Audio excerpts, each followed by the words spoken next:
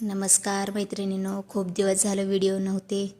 काही अडचणीमुळे तब्येत बरी नसल्यामुळे आज म्हणलं चला एक छोटासा व्हिडिओ टाकावा शॉर्ट. आणि तो काय रेसिपी नाही आहे, आपल्या तुरीच्या शेंगा दिल्या होत्या गावाकडून मम्मीनं पाठवून. म्हणलं चला त्याच आता उकडायच्या आहेत तर त्या पण तुमच्याशी शेअर करूया. मस्त थंडीच्या दिवसात अशा गरम गरम उकळलेल्या शेंगा खायला खूप छान लागतात.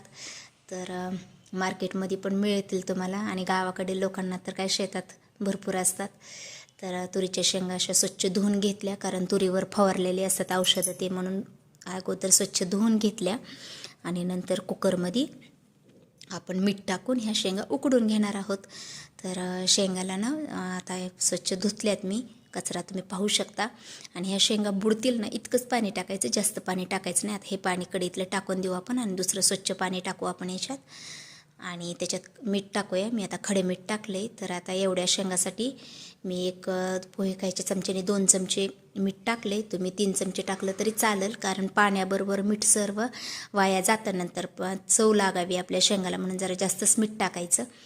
तर थोडंसं मीठ कमी वाटलं मला, नंतर मी 2 चमचे टाकलं. आता खडे मीठ असल्यामुळे आणखीन 1 चमचा टाकायला पाहिजे होतं. आणि गॅसवर ठेवण्याच्या फुल गॅसवर 2 शिट्ट्या आणि बारीक गॅसवर 5 मिनटं ठेवला आपला कुकर.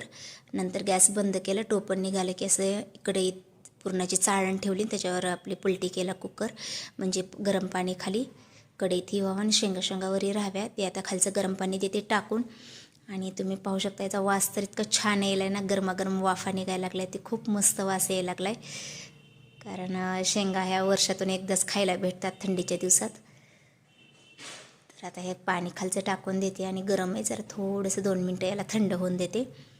तर थंड झालं थोडं, 1-2 मिनटं, आणखीन वाफा निघत्याच आहेत. पण थंडीच्या दिवसात गरम गरम शेंगा खायला छान लागतात. तर तुम्ही पाहू शकता किती मस्त आपले शेंगा शिजल्यात ती. तर खूप छान लागतात. तुम्ही पण नक्की एन्जॉय करा. भेटल्या तुम्हाला शेंगा तर अशा प्रकारे उकडून नक्की खा. कसा वाटला व्हिडिओ ते नक्की सांगा.